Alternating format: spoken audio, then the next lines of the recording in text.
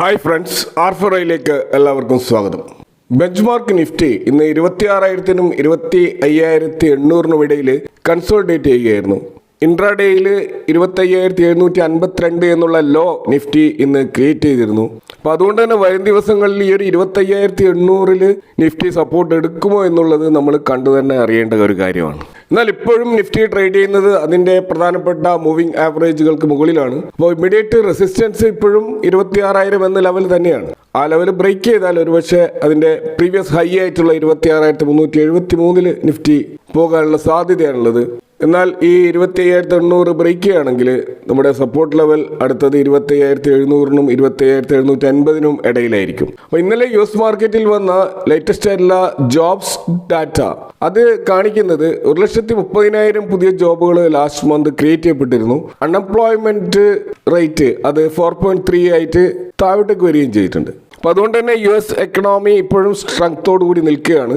അപ്പോൾ അതുകൊണ്ട് തന്നെ നിയർ ടേമിൽ ഒരു റേറ്റ് കട്ടിൻ്റെ സാധ്യത US മാർക്കറ്റിൽ നമുക്ക് കാണാൻ കഴിയില്ല. അപ്പോൾ ഈ USന്റെ job data better than expected ആയിട്ട് വന്നിട്ട് അത് റേറ്റ് കട്ടിൻ്റെ സാധ്യത ഇല്ലാതാക്കിയതോടുകൂടി ഇന്നലെ US മാർക്കറ്റിൽ നമുക്കൊരു ഫ്ലാറ്റ് ആയിട്ടുള്ള ഒരു ക്ലോസിംഗ് ആണ് കാണാൻ കഴിയുക. ഫ്ലാറ്റ് ടു നെഗറ്റീവ് എന്ന് വേണമെങ്കിൽ പറയാം. കാരണം എല്ലാ മേജർ ഇൻഡെക്സുകളും നെഗറ്റീവിലായിരുന്നു. ഇന്ന് അതുപോലെ തന്നെ ഇന്ത്യയുടെ ഇൻഫ്ലേഷൻ ഡാറ്റ മാർക്കറ്റ് അവറിന് ശേഷമാണ് വന്നത്. അപ്പോൾ അതുകൊണ്ട് തന്നെ അവിടെ ഒരു കോഷ്യസ് ആയിട്ടുള്ള സ്റ്റാൻഡ് ഇൻവെസ്റ്റേഴ്സ് എടുത്തിട്ടുണ്ടാവും. കൺസ്യൂമർ പ്രൈസ് ഇൻഡെക്സ് നമ്മൾ കാണുന്നത് 2.75% ആണ്. അതായത് ജനുവരിയിലെ ഇൻഫ്ലേഷൻ ഡാറ്റയാണിത്. അപ്പോൾ കഴിഞ്ഞ ഡിസംബറിലെ ഇൻഫ്ലേഷൻ ഡാറ്റ 1.3% ആയിരുന്നു. അപ്പോൾ വലിയൊരു ജമ്പ് ഇൻഫ്ലേഷൻ നമുക്ക് കാണാൻ പറ്റും. പക്ഷെ ഇവിടെ ഇത്തരത്തിലുള്ള ഒരു ഇൻഫ്ലേഷൻ വരാനുള്ള ഒരു കാരണം ഈ പ്രാവശ്യം ഇൻഫ്ലേഷൻ കാൽക്കുലേറ്റ് ചെയ്തത് പുതിയ രീതിയിലാണ്. അപ്പോൾ വളരെയധികം വോളറ്റൈലായിട്ട് നിൽക്കുന്ന ഫുഡ് പ്രൈസസിന്റെ വെയിറ്റേജ് 50% ഇതിനു മുമ്പ് CPI ഇൻഫ്ലേഷനിൽ ഉണ്ടായിരുന്നു. അപ്പോൾ അതുകൊണ്ട് തന്നെ അത് കുറച്ചുകൊണ്ട് 36.8% എന്ന ലെവലിലേക്ക് ചുരുക്കിയിരുന്നു. അതുകൂടാതെ ബേസ് ഇയർ ഇത്ര നാളും 2012 ആയിരുന്നു ഉപയോഗിച്ചിരുന്നത്.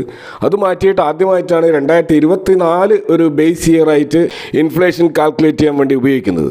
അതുകൂടാതെ ഈ ഫുഡ് ഇൻഫ്ലേഷൻ മാത്രം ഉൾപ്പെടുത്താതെ ചില ഡാറ്റകൾ നാഷണൽ വൈഡ് ആയിട്ട് കളക്ട് ചെയ്തുകൊണ്ട് പല ന്യൂ കാറ്റഗറികളും ഈ CPI ഇൻഫ്ലേഷനിൽ ഉൾപ്പെടുത്തിയിട്ടുണ്ട്. ഇപ്പോൾ റൂറൽ ഹൗസിംഗ് ഡിമാൻഡ്, അതുപോലെ ഓൺലൈൻ മാർക്കറ്റ്, OTT പ്ലാറ്റ്ഫോമുകൾ, ഇതൊക്കെ ഇൻക്ലൂഡ് ചെയ്തുകൊണ്ടുള്ള ഒരു പുതിയ സ്ട്രക്ചറലായിട്ടുള്ള ഒരു ചേഞ്ച് ഈ ഇൻഫ്ലേഷൻ ഡാറ്റയിലുണ്ട്. അതുകൊണ്ടാണ് ഇപ്രാവശ്യം നമ്മൾ റിയൽ ആയിട്ടുള്ള ഇൻഫ്ലേഷൻ ഡാറ്റ കാണുന്നത്. അത് 2.75 ആണ്. കാരണം ഇതിനു മുമ്പ് നമുക്കറിയാം IMF ഒക്കെ ഇന്ത്യയുടെ ഡാറ്റ ഡിഗ്രേഡ് ചെയ്തിരുന്നു. അപ്പോൾ അതിൻ്റെ അടിസ്ഥാനത്തിൽ ഇത്തരത്തിലുള്ള ഒരു ചേഞ്ച് വരുത്തിയിരിക്കുന്നത്. എന്നിട്ട് പോലും നമ്മുടെ ഇൻഫ്ലേഷൻ വെൽ അണ്ടർ കൺട്രോളാണെന്ന് മനസ്സിലാക്കാം. കാരണം RBIയുടെ ആ ഒരു ത്രഷോൾഡ് ആയിട്ടുള്ള 2 to 6% ഇടയിൽ തന്നെയാണ് നമ്മുടെ ഇൻഫ്ലേഷൻ ഇപ്പോൾ നിൽക്കുന്നത്. അപ്പോൾ 2.75 എന്നുള്ളത് ഒരു ലോ ആയിട്ടുള്ള ഒരു ഇൻഫ്ലേഷനാണ്. അതുകൊണ്ട് തന്നെ ഒരു റേറ്റ് കട്ടിൻ്റെ ആവശ്യകതയിലേക്ക് RBI പോകാനുള്ള സാധ്യത കുറവാണ്. ഇന്ന് മാർക്കറ്റിനെ വേറെ രീതിയിൽ നെഗറ്റീവ് ആക്കിയിട്ടുള്ളത് ക്രൂഡ് ഓയിൽ പ്രൈസാണ്. കാരണം ഇറാൻ US ടെൻഷൻ ഇപ്പോഴും ശമനമാകാതെ നിൽക്കുന്നത് കൊണ്ട് തന്നെ ക്രൂഡ് ഓയിലിൻ്റെ പ്രൈസ് ഇപ്പോഴും, പ്രത്യേകിച്ച് ബ്രണ്ട് ക്രൂഡിൻ്റെ പ്രൈസ് 69-ന് മുകളിലേക്ക് പോയിരിക്കുകയാണ്. നമുക്കറിയാം ക്രൂഡ് ഓയിൽ ഇന്ത്യയെ സംബന്ധിച്ചിടത്തോളം ഒരു പ്രധാനപ്പെട്ട റോ മെറ്റീരിയലാണ്. പ്രത്യേകിച്ച് പല മാനുഫാക്ചറിങ് സെഗ്മെൻറ്റിലും ഇതിൻ്റെ ആവശ്യകത ഉണ്ട്. അതുകൊണ്ട് തന്നെ അത് നമ്മുടെ ഇൻഫ്ലേഷനെ ഇൻഡയറക്റ്റ് ആയിട്ട് ബാധിക്കുന്ന ഒരു ഇഷ്യൂ ആയത് കൂടി കൊണ്ട് തന്നെ ക്രൂഡ് ഓയിൽ പ്രൈസ് സ്റ്റെബിലൈസ് ചെയ്യേണ്ടത് ഇന്ത്യയെ സംബന്ധിച്ചിടത്തോളം വളരെ പ്രധാനപ്പെട്ട ഒരു കാര്യമാണ്. അപ്പോൾ ഇന്ന് നമ്മൾ ഇന്ത്യൻ മാർക്കറ്റിനെ യഥാർത്ഥത്തിൽ താഴോട്ടേക്ക് കൊണ്ടുവന്നിട്ടുള്ളത് IT സ്റ്റോക്കുകളാണ്. ഇന്ന് നിഫ്റ്റി IT ഇൻഡെക്സ് ഏകദേശം 5% കൂടുതലുള്ള ഒരു ശക്തമായൊരു ഫോളാണ് ഉണ്ടായിട്ടുള്ളത്. ഇപ്പോൾ സെക്ടറൽ സൈഡിൽ ഏറ്റവും പ്രധാനപ്പെട്ട മേജറായിട്ടുള്ള ലൂസറായിട്ട് ഇപ്പോൾ IT മാറിക്കൊണ്ടിരിക്കുകയാണ്. നമുക്കറിയാം 2025 ഏകദേശം 12% IT ഇൻഡെക്സ് താഴോട്ടേക്ക് വന്നിരുന്നു. അതിനുശേഷം ഇപ്പോൾ 2026 മാത്രം 11%-ഓളമാണ് IT ഇൻഡെക്സ് താഴോട്ടേക്ക് വന്നിട്ടുള്ളത്. അപ്പോൾ ഇത് വളരെ വലിയൊരു ആശങ്ക സൃഷ്ടിക്കുന്ന ഒരു കാര്യമാണ്. പ്രത്യേകിച്ച് ഈ ആന്ത്രോപിക് AI പുറത്തിറക്കിയ ക്ലൗഡ് കോവർക്ക് പോലെയുള്ള ടൂളുകൾ IT കമ്പനികളുടെ ആ ഒരു റവന്യൂ മോഡലിനെ ബാധിക്കുമെന്ന പേടിയാണ് യഥാർത്ഥത്തിൽ ഈ ഒരു ഫോണിന് കാരണം. അല്ലാതെ ഇന്ത്യൻ IT കമ്പനികളുടെ ബിസിനസ്സിലോ അല്ലെങ്കിൽ അതിൻ്റെ ഫണ്ടമെൻ്റൽസിലോ യാതൊരു കുഴപ്പവുമില്ല. ഇത് ഓവറോൾ വേൾഡ് വൈഡ് മാർക്കറ്റിലുള്ള ഒരു ആശങ്കയുടെ ഭാഗമായിട്ടുള്ള ഒരു ഫോളാണ്. അപ്പോൾ ഇതിനെ ഇപ്പോൾ പേരിട്ട് വിളിച്ചിരിക്കുന്നത് സാസ്പോകാലിപ്സ് എന്നാണ്. അതായത് സോഫ്റ്റ്വെയർ ആസ് എ സർവീസിനെ കൊളാപ്സ് ചെയ്യുന്ന രീതിയിലുള്ള ഒരു AI റവല്യൂഷനാണ് ഇവിടെ ചർച്ച ചെയ്യപ്പെടുന്നത്.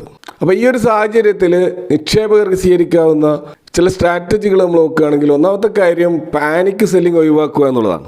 കാരണം ഇപ്പോൾ യഥാർത്ഥത്തിൽ IT സ്റ്റോക്കുകളിൽ നടക്കുന്നത് ഒരു സ്ട്രക്ചറലായിട്ടുള്ള റീസെറ്റാണ്, അല്ലെങ്കിൽ ഒരു റീപ്രൈസിംഗ് ആണ്. കാരണം ഈ AI ടൂളുകളോട് IT കമ്പനികൾ എങ്ങനെയാണ് പ്രതികരിക്കുന്നത് എന്ന കാര്യമാണ് ഇൻവെസ്റ്റേഴ്സ് ഉറ്റുനോക്കുന്നത്. അപ്പോൾ യഥാർത്ഥത്തിൽ ഇവിടെ വെയിറ്റ് ആൻഡ് വാച്ച് എന്നുള്ള ഒരു മോഡിലാണ് ഈ IT സ്റ്റോക്കുകളെ ഇൻവെസ്റ്റേഴ്സ് സമീപിക്കുന്നത്. അപ്പോൾ അതുകൊണ്ട് തന്നെ ഈ സമയങ്ങളിൽ പാനിക് സെല്ലിംഗ് നടത്താതെ കമ്പനികളുടെ ഫണ്ടമെൻ്റൽസ് പരിശോധിക്കുകയാണ് നമ്മൾ വേണ്ടത്. അതുകൂടാതെ തന്നെ പോർട്ട്ഫോളിയോ ഡൈവേഴ്സിഫിക്കേഷനും വളരെ പ്രധാനമാണ്.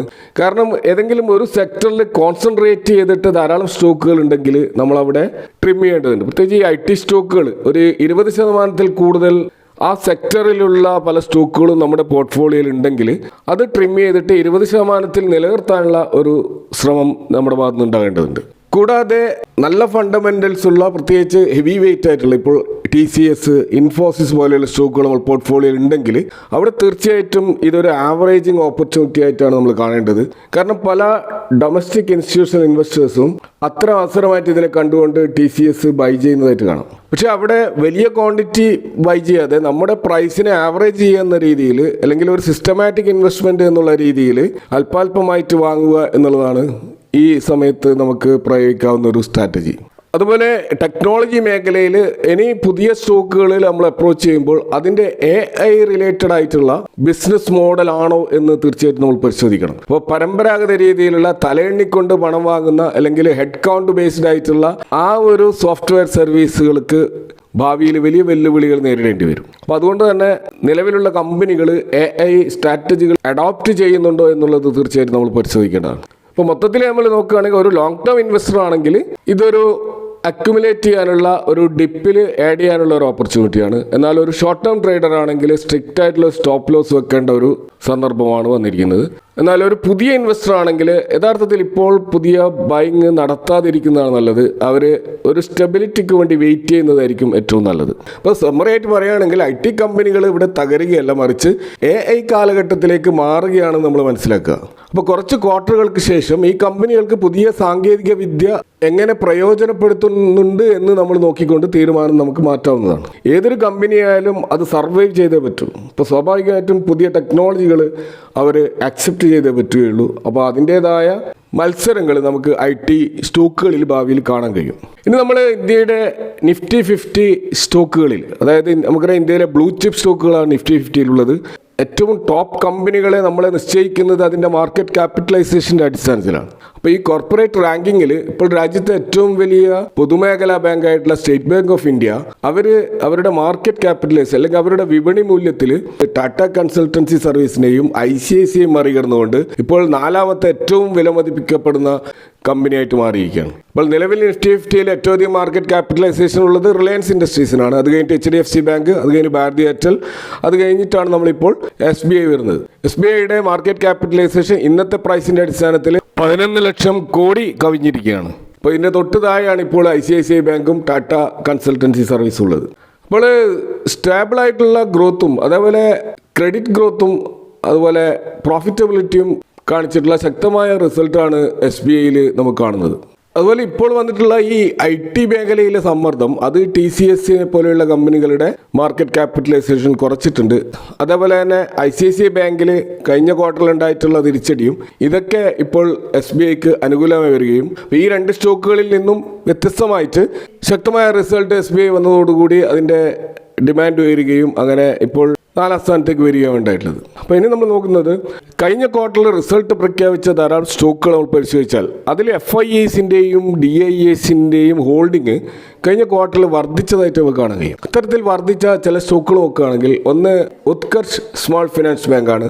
ഇതിൽ FIIസിൻ്റെ ഹോൾഡിങ് 10%, DIAസിൻ്റെ ഹോൾഡിങ് 7% വെച്ച് വളർന്നിട്ടുണ്ട്. അതുപോലെ രത്നവീർ പ്രസിഷനിൽ 7% FII ഹോൾഡിങ്ങും 2% DI ഹോൾഡിങ്ങും വർദ്ധിച്ചിട്ടുണ്ട്. അതുപോലെ RBL ബാങ്ക് നോക്കുകയാണെങ്കിൽ 6%-ഓളം FII ഹോൾഡിങ്ങും 4%-ഓളം DI ഹോൾഡിങ്ങും വർദ്ധിച്ചിട്ടുണ്ട്. അതുപോലെ സാഗലിറ്റിയിൽ 4% FII ഹോൾഡിങ്ങും 6%-ഓളം DI ഹോൾഡിങ്ങും വർദ്ധിച്ചിട്ടുണ്ട്. അതുപോലെ സോട്ട ഹെൽത്ത് കെയറിൽ 6%-ഓളം FII ഹോൾഡിങ്ങും 2% DI ഹോൾഡിംഗ് വർദ്ധിച്ചതായിട്ട് കാണാം. അതുപോലെ സ്വിഗ്ഗിയിൽ 3% FI ഹോൾഡിങ്ങും 6% DI ഹോൾഡിംഗ് വർദ്ധിച്ചിട്ടുണ്ട്. അതുപോലെ സൗത്ത് ഇന്ത്യൻ ബാങ്കിൽ 3% FI ഹോൾഡിങ്ങും 1% കൂടുതലുള്ള DI ഹോൾഡിംഗ് ഉണ്ട്. അതുപോലെ എംടാർ ടെക്നോളജിയിൽ 3% FI ഹോൾഡിംഗ് വർദ്ധിച്ചിട്ടുണ്ട്. അതുപോലെ DISന്റെ 5% ഹോൾഡിംഗ് വർദ്ധിച്ചിട്ടുണ്ട്. അതുപോലെ ബാങ്ക് ഓഫ് മഹാരാഷ്ട്രയിൽ 2% കൂടുതൽ FI ഹോൾഡിംഗും 3% കൂടുതൽ DI ഹോൾഡിംഗും വർദ്ധിച്ചിട്ടുണ്ട്. അതുപോലെ മെഡി അസിസ്റ്റ് സർവീസസിൽ 2% FI ഹോൾഡിംഗ് വർധനവും 1% DI ഹോൾഡിംഗ് വർധനവും ഉണ്ട്.